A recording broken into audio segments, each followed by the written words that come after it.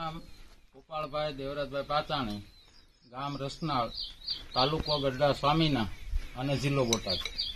હું રસનાળ ગામનો એક સીમાંત ખેડૂત છું અને મારા ઘરના એ પોતે નાના ખેડૂત છે. તો અમે નાની ખેતીમાં સારું એવું કેવી રીતે કમાઈએ કે ઓછા ખર્ચે સારી ખેતી કેમ થાય એવું અમે વિચારતા હતા અને હાથે મહેનત કરી ગૌમૂત્ર, છાણ ને જીવામૃત બનાવી અને વાપરતા હતા.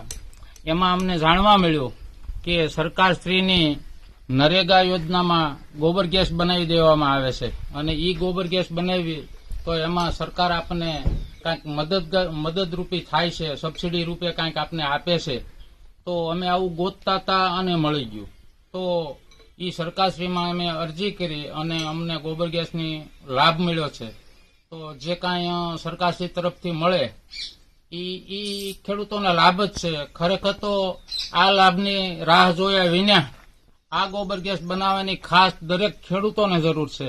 એનું કારણ એવું છે કે આપણે ખેડૂત એટલે ખેડૂત અને પશુપાલન બે સંયુક્ત કહેવાય. એમ ખેડૂત હોય એ પશુપાલન કરતા જ હોય છે અને આપણે જે કાંઈ ગોબર પશુના નીકળતા હોય એ જો આપણે ગોબર ગેસમાં નાખીએ તો એના આપને અનેક ઘણા ફાયદા થાય છે.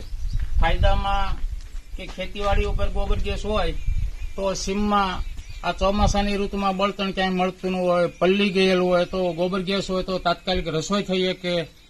બીજી વાત છે કે ગોબર ગેસની જે સ્લેરી નીકળે છે એ સ્લેરી ડાયરેક્ટ